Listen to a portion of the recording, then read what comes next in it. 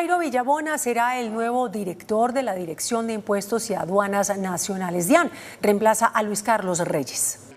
Después de la salida de Germán Umaña del Ministerio de Comercio para asumir un cargo en el Fondo Monetario Internacional, se habla de la llegada de Luis Carlos Reyes, quien dejaría la dirección de la DIAN para irse a dicha cartera. Para sucederlo, se habla de la llegada de Jairo Orlando Villabona Roballo, hoja de vida que ya está colgada en la página de la Presidencia de la República. De esta manera, Villabona asumiría como nuevo director de la Dirección de Impuestos y Aduanas Nacionales, DIAN. Según su perfil en redes sociales, Villabona es contador público de la Universidad Nacional y tiene una especialización en finanzas y otra en tributación. La Agencia Nacional de Hidrocarburos reportó una disminución de las reservas de petróleo y gas en Colombia. Según indicó esa entidad, esta situación pone en riesgo la autosuficiencia energética del país.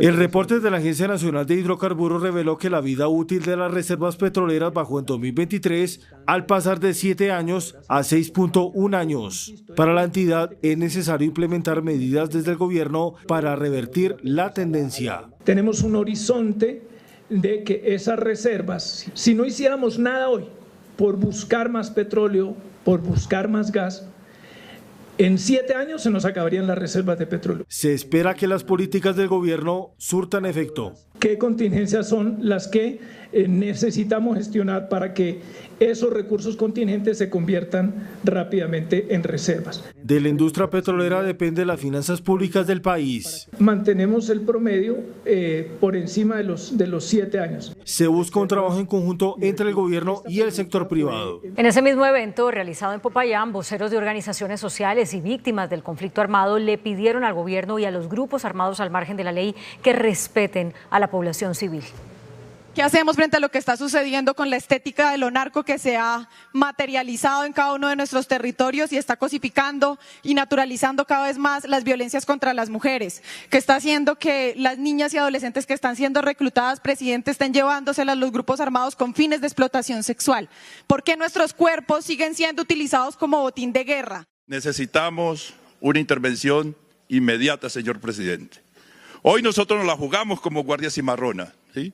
Hoy nosotros nos la jugamos como defensa de la vida, pero esto no puede ser posible, señor presidente, cuando hoy la guerra la vivimos a diario en nuestros territorios, señor presidente. Seguimos creyendo que para el Cauca y para el suroccidente y para Colombia es necesario que se siga explorando y se siga en unas afirmaciones claras sobre la solución política y dialogada a este conflicto armado que nos está dejando hoy muchos muertos. Un grupo de expertos de Naciones Unidas denunció que en Colombia, en pleno siglo XXI, sigue existiendo la esclavitud de personas y que muchas mujeres afrodescendientes son marcadas con hierros. Los expertos indicaron que en el país existe un genocidio estadístico contra la población afro, lo que ha llevado a que sean borrados del censo entre 300.000 y 500.000 personas de esa comunidad. Tras visitar varias zonas del país, este grupo de expertos de las Naciones Unidas dijo que Colombia vive un racismo institucional y sistémico y denunciaron un genocidio estadístico contra las personas afrodescendientes. Hay una disminución muy significativa de los nombres de una cantidad de 500.000 a 300.000 menos, entonces muchos negros no están siendo contados. También denunciaron la situación de esclavitud que viven mujeres negras en el sur del país. Según los expertos de la ONU, es hora de que Colombia tenga un plan antirracismo que garantice a los afrodescendientes del país el ejercicio pleno y libre de sus derechos. ASCUN, el gremio que congrega a 95 universidades del país, formuló reparos a la reforma de la educación que el gobierno tramita en el Congreso de la República. Las universidades advierten vacíos en la iniciativa que podrían poner en riesgo la sostenibilidad del sistema educativo. En momentos en que el Congreso de la República discute la reforma a la educación, la Asociación Colombiana de Universidades, ASCUN, a través de este comunicado, advierte que los vacíos del proyecto de ley estatutaria ponen en riesgo el futuro de la educación en Colombia. La ley estatutaria expone muchísimos riesgos, principalmente sobre la financiación. cuando se habla de un carácter progresivo y la forma de financiar ese derecho a la educación y la gratuidad para todos y el acceso a todos, no se está pensando en la calidad, no se está pensando en el fomento.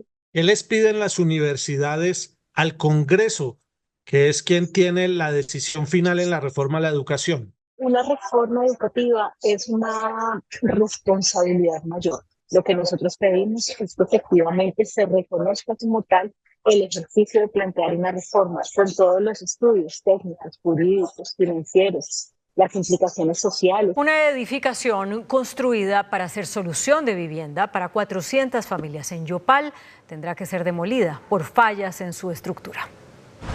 Estas son las Torres del Silencio, que fueron adjudicadas para 400 familias en el año 2011 y que luego de 13 años de promesas por parte de otras administraciones, lo único que saben sus habitantes es que tienen que ser demolidas, según las palabras del director de la Unidad de Riesgo Nacional, por el peligro que esto representa para sus residentes. La gente ha sido muy clara en sus manifestaciones con respecto a estos resultados que dieron y pues en la situación que se encuentra el proyecto, y es de que tienen más miedo a irse y quedarse sin la vivienda que esto se les caiga encima. Siguen viviendo en unas condiciones absolutamente inaceptables. Me encuentro también con un proyecto del señor gobernador y del señor alcalde de Yopal para reconstruir esas viviendas. Esos edificios hay que demolerlos y la situación social ahí en este momento es muy pero muy crítica. Varios de sus habitantes continúan con la ilusión de que algún día les entreguen una vivienda digna. La solución es para que de verdad pues nos arreglen los apartamentos y no tengamos que de pronto evacuar. Que acá solamente son promesas y promesas. ¿Cómo se llama? De mandato en mandato y nunca han hecho nada. Todo el mundo está con la zozobra a toda hora, que qué hacemos, que de pronto las torres se nos caigan, que tanta problemática. Estas familias de Torres del Silencio ya no quieren más promesas, más propuestas o estudios. Lo único que quieren es tener una vivienda digna. Singapore Airlines se reforzó su política de señalización del cinturón de seguridad tras el incidente mortal por turbulencias en Asia. Según la aerolínea, la nueva medida se basa en equipar los aviones con cinturones de seguridad más resistentes.